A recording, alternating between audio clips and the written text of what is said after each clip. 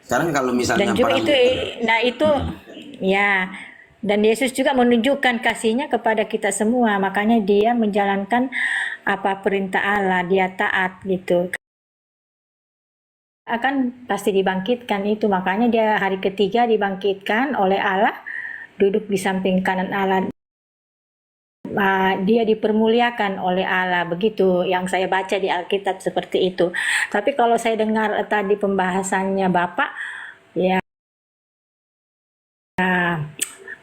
ya masuk akal juga, sangat masuk akal sih.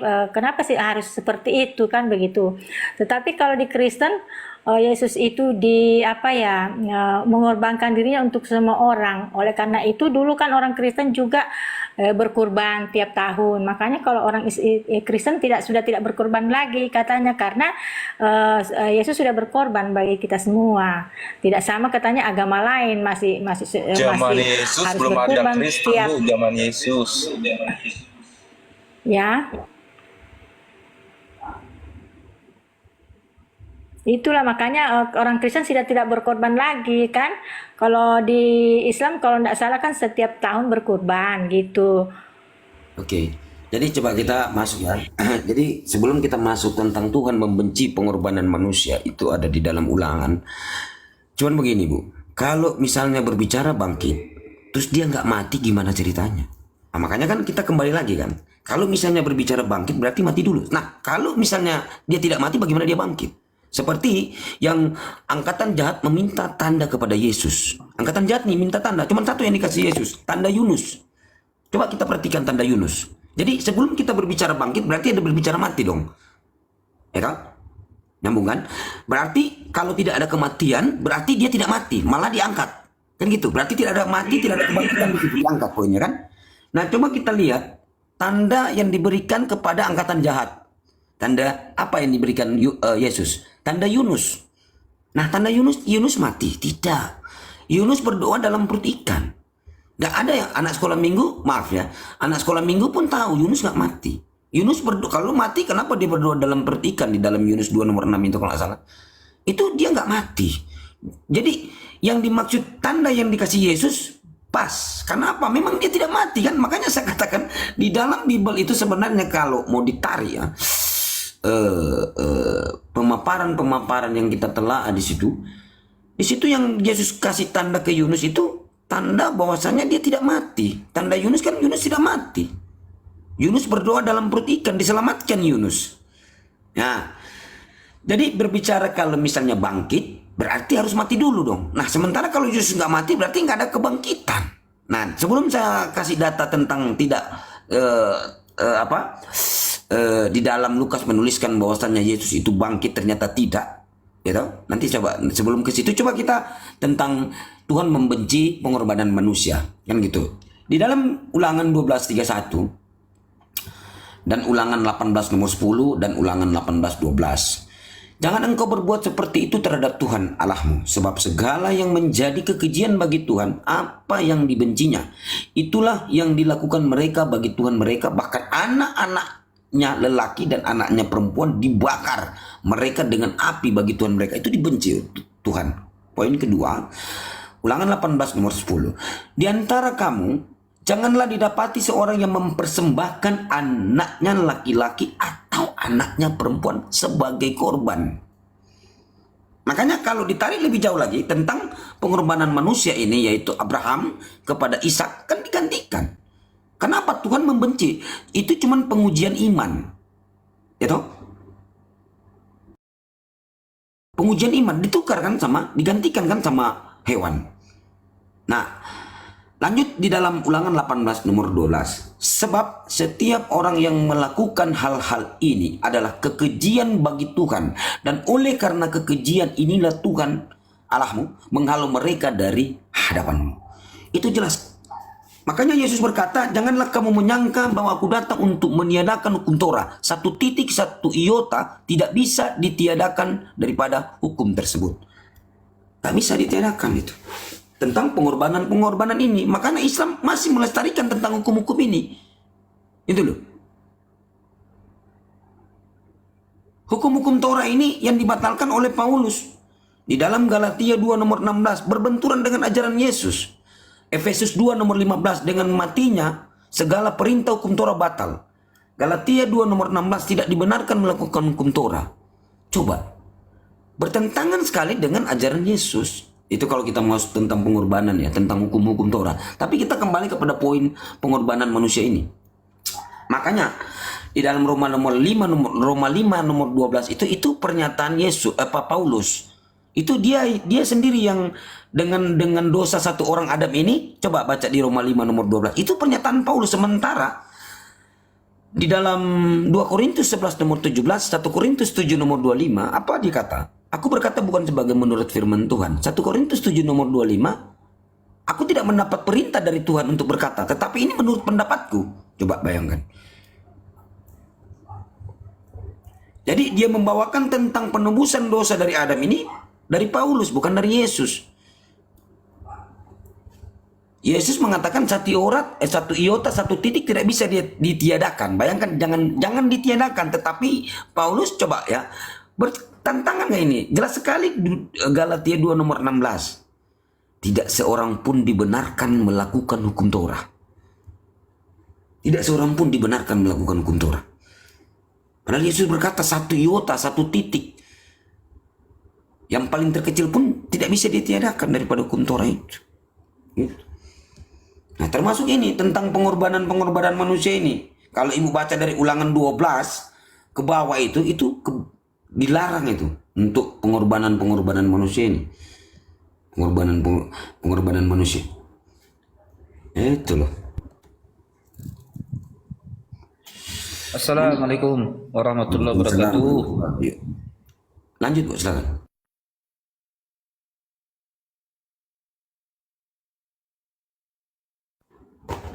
Jadi kalau saya tambah sedikit, misalnya dalam perjanjian lama juga sesungguhnya Tuhan adalah Tuhan yang Maha Pengampun dan segala dosa manusia akan diampuninya apabila manusia sebagai hamba benar-benar mohon ampun kepadanya dengan niat dan cara yang sungguh-sungguh. Nah, itu ada di Mazmur 5 nomor Mazmur 51 nomor 3, Mazmur 86 nomor 5, Mazmur 103 11 sampai 12. Bahkan di dalam Matius 6 14 15 dan Yohanes 1 nomor 9 itu jelas.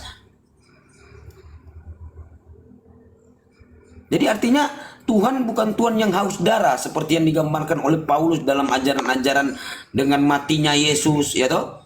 Efesus 2 nomor 15, Galatia 13 itu menyimpang jauh daripada ajaran Yesus. Kan begitu.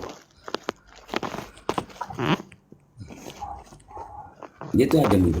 Silakan. Gimana Bu positif?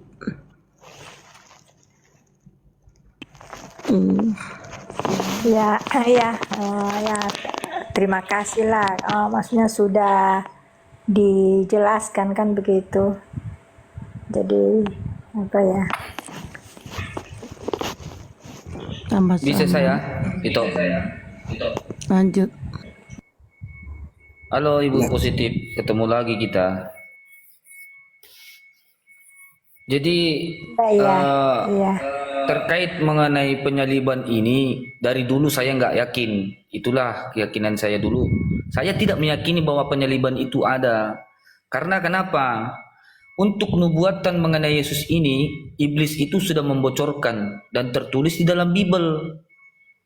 Bible itu sendiri yang menjawab. Apa sewaktu Yesus dibawa oleh iblis, dicobai oleh iblis, apa yang dikatakan oleh iblis ini? Jika engkau anak Allah, jatuhkanlah dirimu ke bawah, sebab ada tertulis mengenai engkau, ia akan memerintahkan malaikatnya dan mereka akan menatang di atas tangannya supaya kakimu jangan terantuk kepada batu. Itu bocoran dari iblis yang tertulis di dalam Bible. Nah, kalau kita mencari di mana ini tertulis, coba di mana ini tertulis. Kita buka Mazmur 91 ayat 10 sampai 12.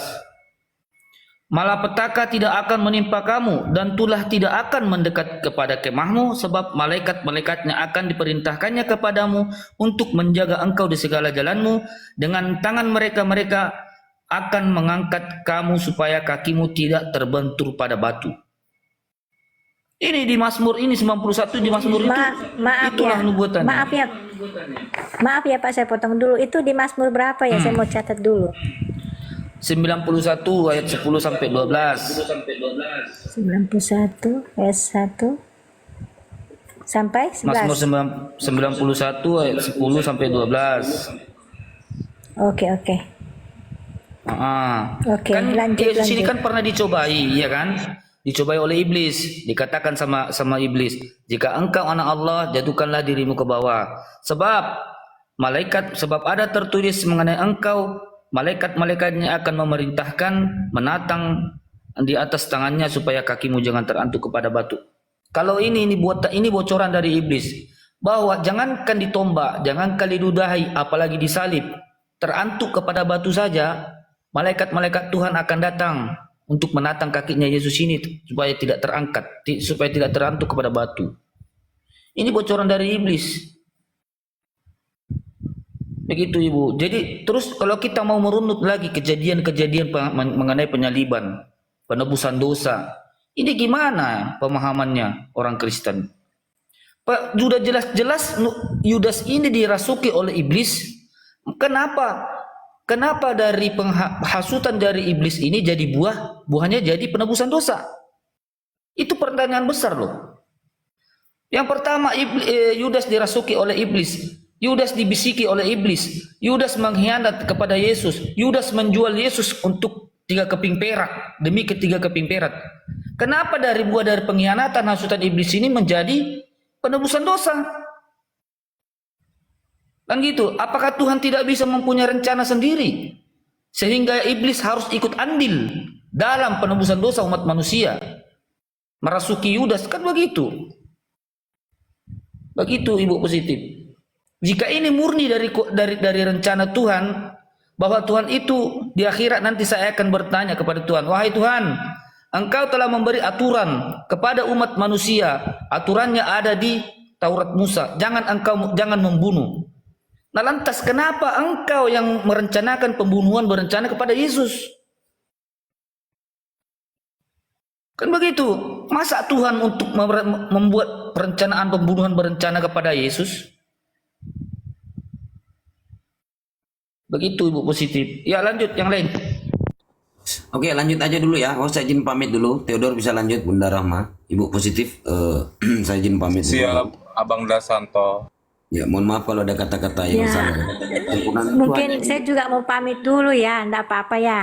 Ya, nanti Nanti banyak dilanjutkan belajar lah lagi. tentang Bible gitu loh. Ya. Kan udah maju selangkah nih kan. Saran saya udah maju selangkah, udah mencari tahu dalam Bible. Malah pun ibu berkata bahwasanya memang Bible itu bukan kitab suci. Sebenarnya kalau pengungkapan itu berarti sebenarnya ibu udah keluar dari lingkup Enggak, itu. maksudnya gini, Nah, tidak maksudnya gini Pak, tidak semua ada isi dalam situ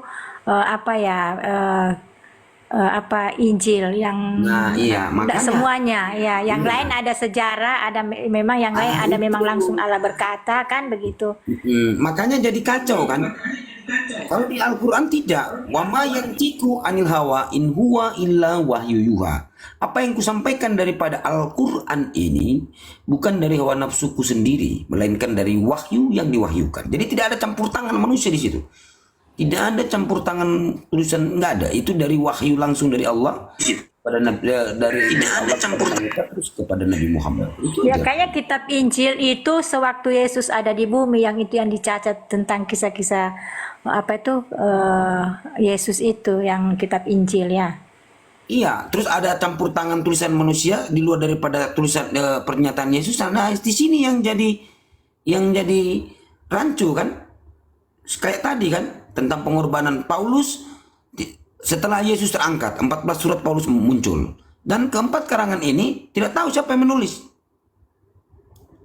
Misalnya Lukas dalam penyelidikan, Yohanes di dalam Kisah Para Rasul 12 nomor 25 atau 37, di situ disebut juga Markus. Nah, di situ zaman Paulus ini, Yohanes ini yang disebut Markus. Yohanes yang disebut Markus. Oh, itu sama-sama Paulus, sudah terangkat Yesus. Nah, di situ berarti penulisan Bible ini di luar setelah Yesus terangkat baru penulisan Yohanes, Markus, Matius, Lukas kayak gitu. Lukas 1 nomor 3 penyelidikan, diselidiki baru dibukukan. Nah, sementara Lukas itu Lukas itu kalau di dalam kisah para rasul berapa ya? Itu bersama-sama dengan Paulus. Nah, jadi mereka ini setelah jauh terangkat Yesus 30-an tahun mungkin ya, baru ada penulisan-penulisan itu.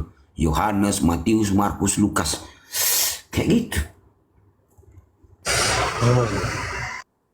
Mungkin itu aja dulu ya, Ibu. Mungkin bisa. Iya, oke, makasih banyak. Karena begini, tidak ada Terima paksaan. kasih banyak semuanya ya. Ya, tidak ada paksaan. Betul, Ibu-ibu, Bu, izin. bapak-bapak, Iya. makasih. Izin bentar Bu Positif. Ibu Positif, izin minta waktunya sedikit aja 400 detik. Iya, boleh, ya. Ini Bu, silakan Ibu nanti cari dari gereja ke pintu gereja, dari masjid ke masjid, atau dari kitab ke kitab. Saya minta Ibu coba kumpulkan data di mana perintah secara tertulis bahwa Tuhan itu mempunyai karya selamatan dengan cara menyalibkan Yesus sebagai konsep penebusan dosa. Itu aja sih Bu.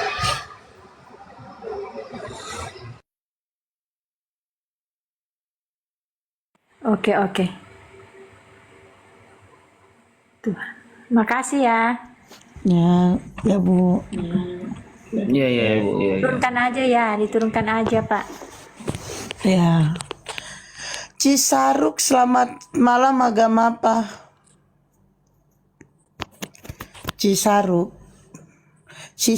selamat malam, agama apa? Agama Kristen, Bu. Ini Oke, kita udah lanjut. bling kali ya. Silakan Bang. Ya silakan si Suruk, apa yang mau dipertanyakan? Kalau ini udah agak oyang.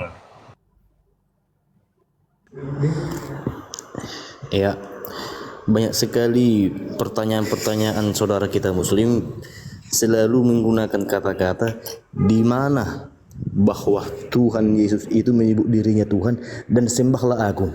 Banyak sekali saudara-saudara Muslim yang bertanya kepada kita umat Kristen, maka saya hanya mau menerangkan Yesus pada saat itu lahir di antara orang Yahudi, dan orang Yahudi itu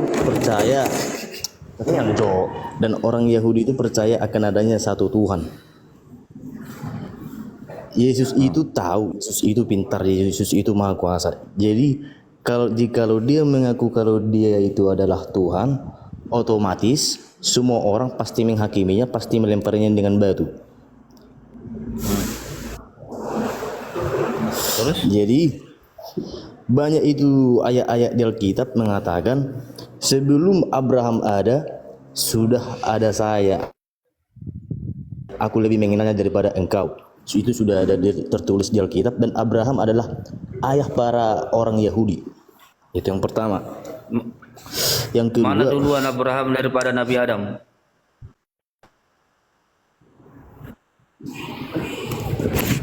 Nabi Adam. Tidak ada Nabi Adam. Kalau Tidak ada Yesus- Nabi Adam.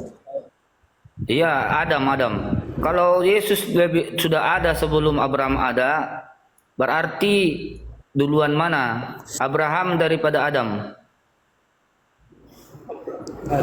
Adam. Nah, terus berarti lebih duluan Adam daripada Yesus. Anda itu tidak menyimak kata-kata saya, kan Ajo? Masuk saya di situ, Bang. Di situ saya tadi mengatakan saya lebih mengenal Abraham daripada engkau, dan disitulah orang Yahudi menjawab, bagaimana engkau mengenal Abraham? Siratkan kau aja lahir tahun sekian. Itulah jawabnya orang Yahudi, terus melemparnya dengan batu. Simak dulu kata-kataku, Bang. Mengenal bukan duluan lahir. Oke.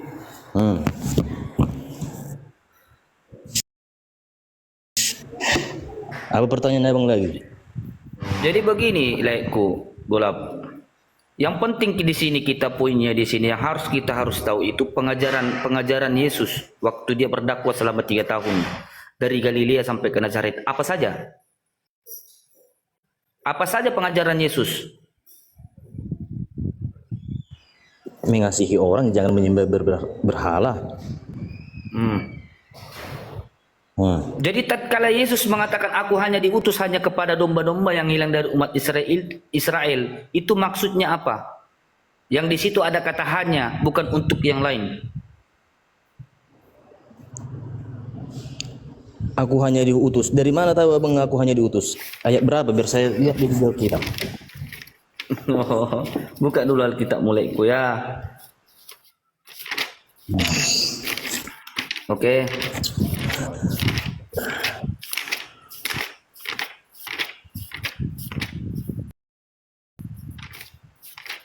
Sudah.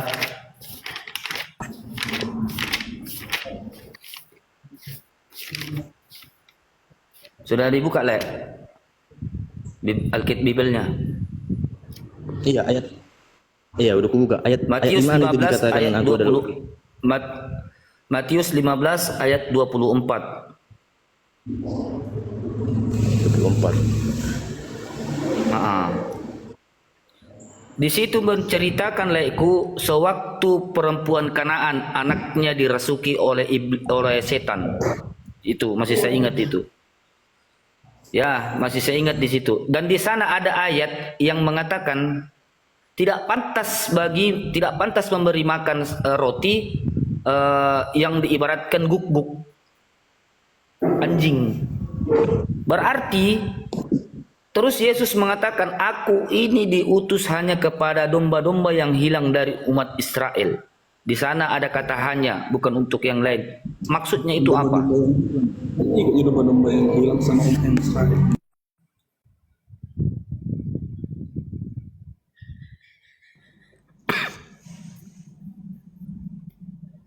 Bang Cisaru. Ini enak diskusinya nyantai. Iya lanjut bang. Oke, gitu ya. Tatkala Yesus mengatakan aku ini diutus hanya kepada domba-domba yang hilang dari umat Israel. Berarti dia itu diutus hanya kepada Bani Israel, bukan kepada seluruh umat manusia. Ajarannya itu memang dikhususkan hanya kepada Bani Israel, bukan kepada seluruh umat manusia. Sama seperti Nabi Musa, ajaran Nabi Musa itu diajarkan hanya kepada Bani Israel, bukan dari di luar Bani Israel. Begitulah iku. Mana mungkin Tuhan itu turun ke bumi hanya kepada satu kaum? Jika memang dia adalah Tuhan. Itu. Jadi terus Yohanes 17 ayat 9. Lai bisa buka baca. Bisa baca. Tatkala itu Yesus mengatakan, aku berdoa untuk mereka, bukan untuk dunia aku berdoa, tetapi untuk mereka. Mereka itu siapa? Kembali lagi kepada Bani Israel saja. Bayangkan kalau Yesus berdoa hanya kepada Bani Israel saja. Apakah hanya Bani Israel pada zaman itu yang ada di muka bumi ini? Kan tidak. Jika doanya Yesus hanya kepada Bani Israel, lantas manusia di luar dari Bani Israel ini mau diapain? Kan gitu pemahamannya lah itu. Jadi kalaupun ada yang mengimani bahwa ajaran Yesus itu hanya ke seluruh umat manusia, itu salah lah itu.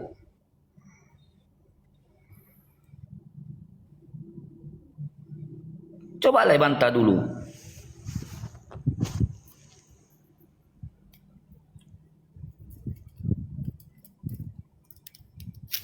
Matius 17 ayat 9 tadi like bilang. Matius 15 ayat 24. Di Yohanes 17 ayat 9. Dua ayat yang saya bawa.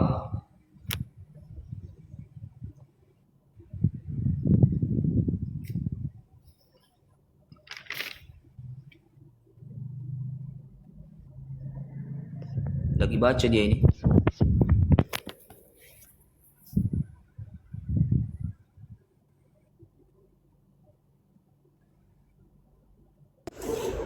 Matius 17 ayat 9 kan le. Itu Yohanes 17 ayat 9 yang tertulis di sana, aku berdoa untuk mereka, bukan untuk dunia aku berdoa, tetapi untuk mereka. Di Matius 15, Matius 15 ayat 24. Jawab Yesus, aku diutus hanya kepada domba-domba yang hilang dari umat Israel. Itu. Nanti kita bahas apa itu domba-domba. Bisa juga kita bahas. Kalau Lai mau, biar Lai paham, ajaran Yesus ini memang khusus hanya kepada satu kaum. Bukan untuk Bani Batak, Bani Jawa, Bani Eropa, Bani Yunani, tidak. Hanya memang khusus kepada Bani Israel.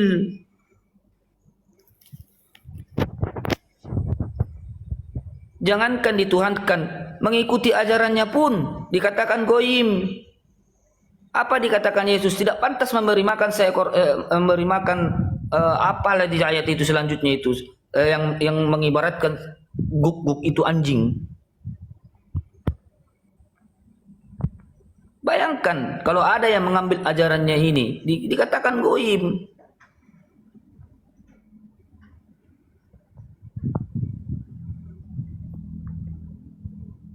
Halo Le. Jangan iya, lupa Le. bernapas, Le. Santai aja, Le. Nanti lupa bernapas pula kan. Satu lagi ayat saya kasih Le. Memang Yesus ini hanya kepada Bani Israel saja. Memang Yesus itu juru selamat. Tetapi juru selamat untuk siapa? Kisah Para Rasul 13 ayat 23. Lai bisa baca di sana. Dan dari keturunannya sesuai dengan yang dijanjikannya, Allah telah membangkitkan juru selamat bagi orang Israel, yaitu Yesus. Mau kemana kita ini orang Batak? Mau kemana orang Yunani? Mau kemana orang Eropa? Mau masuk dari mana? Sementara dia itu juru selamat bagi orang Israel, yaitu Yesus.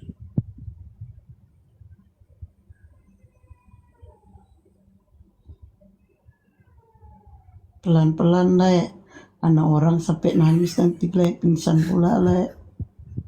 Gak tanggung jawab aku, Le. Di situ poinnya itu ngajaran no. Di sinilah poinnya ajarannya ini Yesus.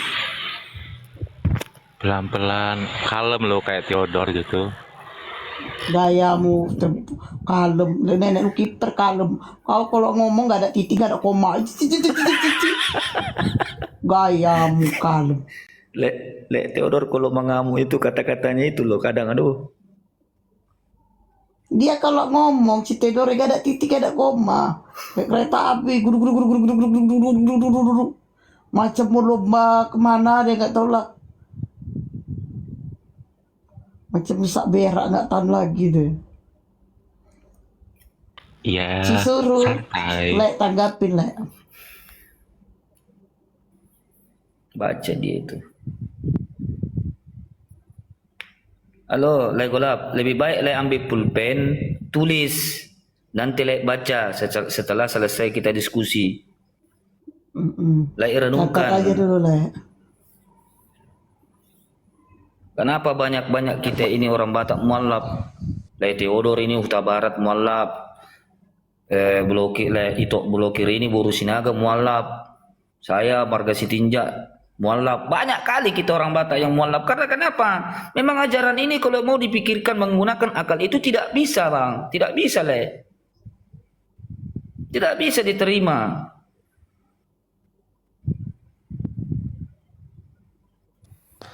Assalamualaikum warahmatullahi wabarakatuh.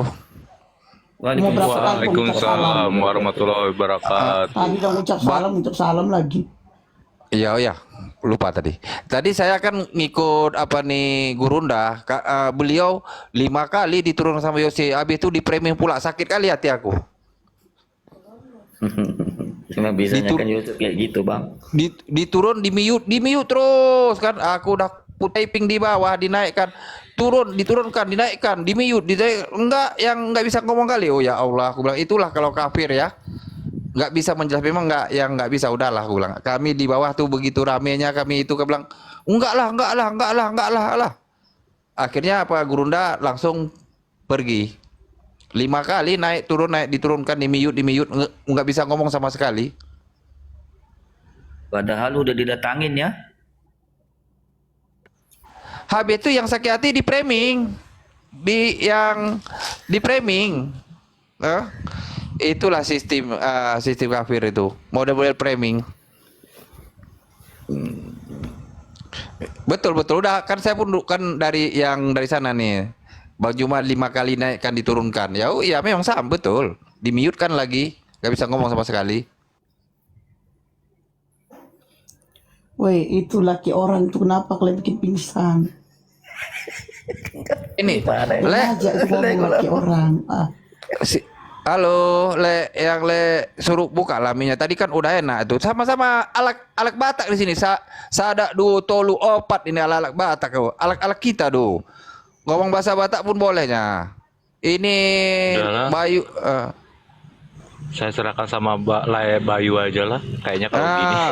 Iya.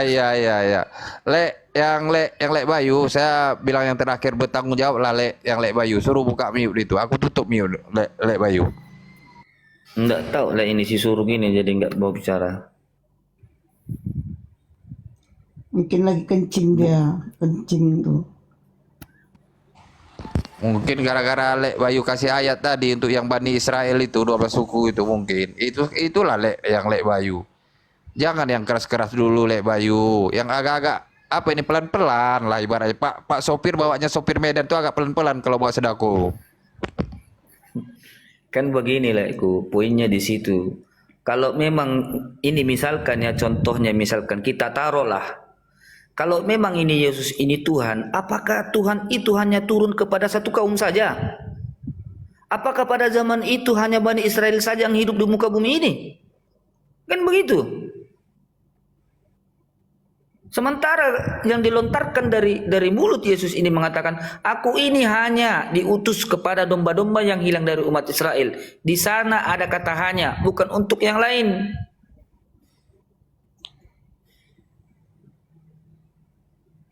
Tapi kalau Le Bayu, kita ngambil poin yang paling dekat ya.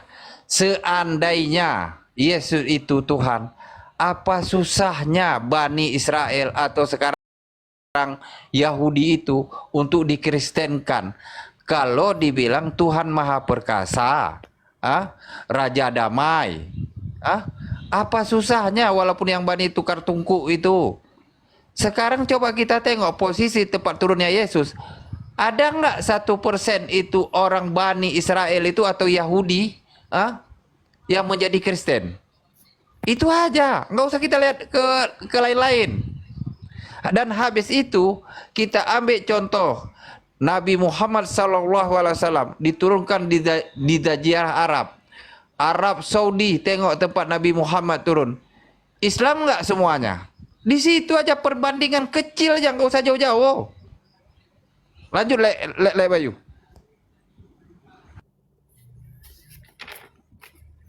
Kalau kita mau bicarakan lagi si Surup mengenai ketuhanan, bisa silakan. Kita berbicara mengenai ketuhanan. Namun dong dolai si suruh. Aku racik rabu Tuhan. Nama mulus rabu Tuhan. Daong, nakinang kan di mana gudang dohala. Mukira lagi diskusi lagi sudah. Oh. Nah lagi konsili dope. Jepi. Di budi mana gudang dos nakinan suara. Jadi jolo diskusi malah laki kan. Ayo ina dongan akan ayo salah do masuk rumon. Tapi buah bayan ina. Saya bantah Le yang kalau Le terus saya bantah, nggak salah dia masuk room, dia bilang coba kan siarkan dulu agama kita katanya kan, siarkan ke semua makhluk. Makhluk. Siapa tahu bisa kan, makanya saya nggak percaya Le Theodor. Kalau bahasa Inggris pargabusi, buka lah mute-nya Le si showroom itu Le Theodor pargabusi itu. Lanjut. Badaong, gak bela dohot akata pengon marhata batak sudah. Jadi gabe yang turun, gabe yang lain, gabe yang turun di mana Maila? Oh lo sama nira. Kamu sudah kalah kita itu. Mulop akan merumulopo sudah gabelah bahasa Batak lu sudah. Berarti penontonnya kebanyakan Batak. Orang Batak. Ya Allah. Aduh. Lanjutlah. Bisa tak apa buka Bible kayaknya. Lancar benar bahasa Inggrisnya bah katanya. Hari ada orang Malu, Pak, tanggung ya. jawab.